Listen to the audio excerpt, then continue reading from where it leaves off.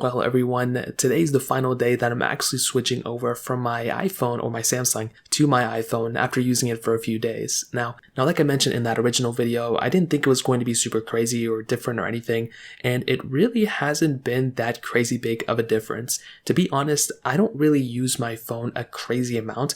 With this specific little trial that I wanted to try, I did try to use it a little bit more, but it really wasn't that big of a difference, to be honest.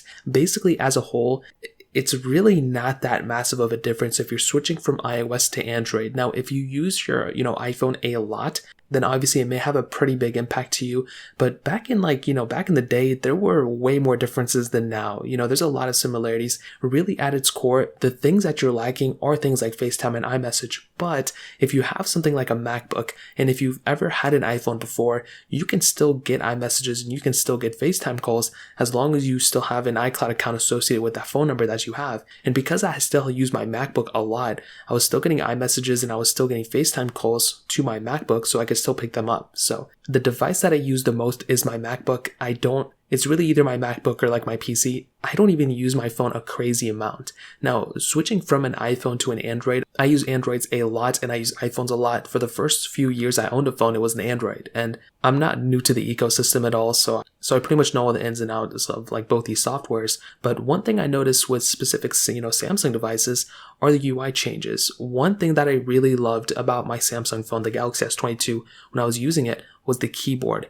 This is one of the things that really doesn't get too much shine, and I think the Samsung keyboard is very, very good. When I was, writing text, or if I was, editing descriptions of videos or something, it was actually doing a really good job. And I do think, for the swipe keyboard that it is, autocorrect seemed a lot better on the Samsung keyboard as well. And I loved having that number keyboard right on top of my actual keyboard. I can rechange the size, and I love that kind of stuff. Those little tiny things were really, really cool. On top of that, the gestures weren't really super different, but I did notice that the screen was a lot more sensitive. If I was going to Instagram and if I wanted to go to the other application or kind of, things like that, I was noticing that I was accidentally swiping back all the time. If I had the standard, keyboard, I was almost contemplated on like switching back to the nav bar button at the bottom, just because I was always swiping back on an application and accidentally closing that app.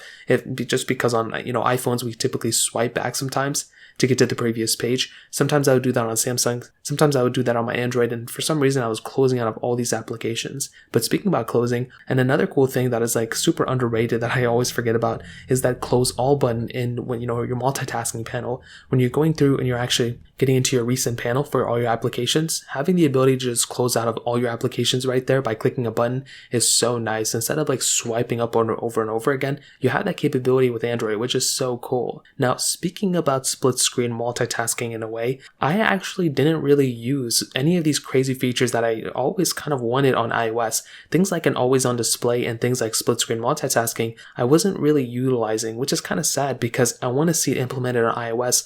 But just because I haven't really implemented it in my life yet, like I haven't used split screen multitasking at all, I just don't really know how to kind of implement it in my daily life. I'm so used to using one application at a time that I don't really find myself going through, and I didn't find myself even using split screen multitasking one time. Now, obviously I've used split screen multitasking in my life, but I just never really used it on this specific phone. And like I mentioned, I think that's because I've never really used it before on my day-to-day device. I feel like if iOS were to implement it, then I would completely use it, but that was another thing that I didn't really see myself using. But I did really like the ability of charging my phone with the same charger that I used on my MacBook.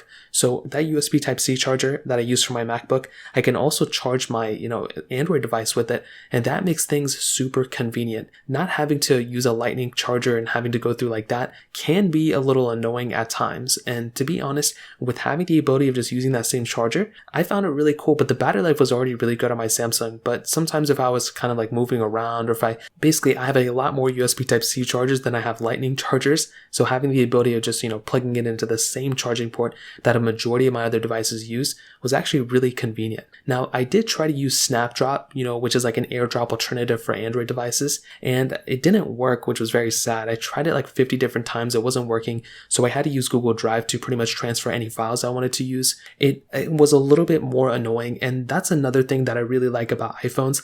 I like the ability of pretty much switching over and transferring transferring files wirelessly from all of my different devices extremely easily.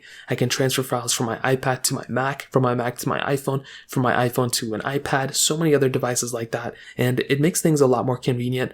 And especially when I'm editing thumbnails and stuff on my Samsung or Android phone, having the ability of just like instantaneously transferring those photos is really cool. Unfortunately, with this specific version, it didn't really work, which is okay, but I don't know why it didn't work, to be honest. Now, on top of that, with social media applications, this was another really big thing that I saw. In terms of the overall applications themselves, they were actually very smooth, they were very fast, and overall, the capability behind these applications were exactly the same as they were on iPhones. But I did notice, and this is the weird thing, everything seemed much faster and smoother. If I was on TikTok, things seemed a lot faster. If I went on Instagram, if I was swiping through, things seemed a lot faster. And I think that's because the 120 Hz is enabled on pretty much all these applications.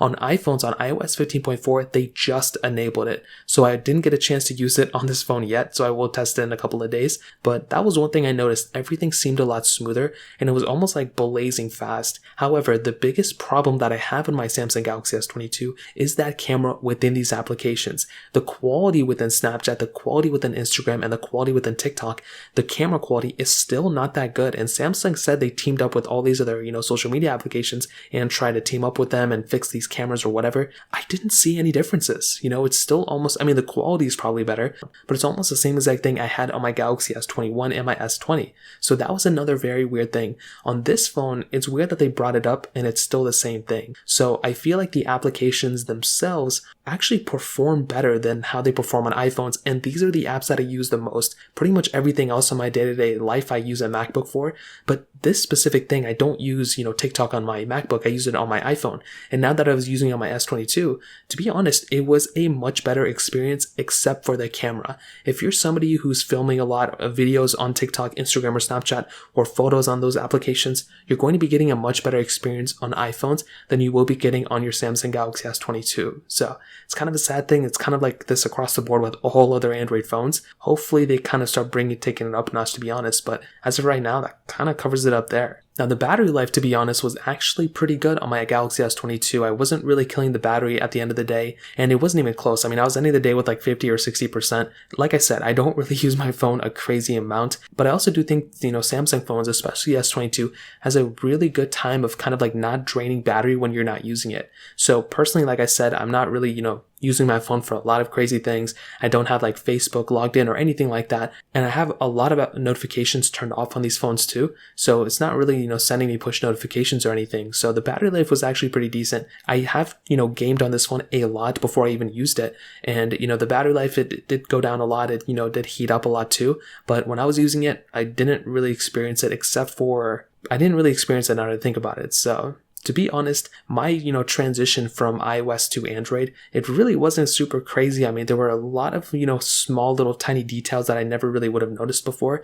Things like, the ability of using the same charger. That was really cool for my MacBook. The gestures being a little bit more sensitive than iPhones. The battery life being pretty good. The camera quality on these social media applications still not being that great. The ability of just airdropping. In my opinion, airdrop to me is more important than like FaceTime or iMessage. Airdrop is really important, and the alternative for Snapdrop didn't really work, and I had to use Google Drive, which was kind of annoying.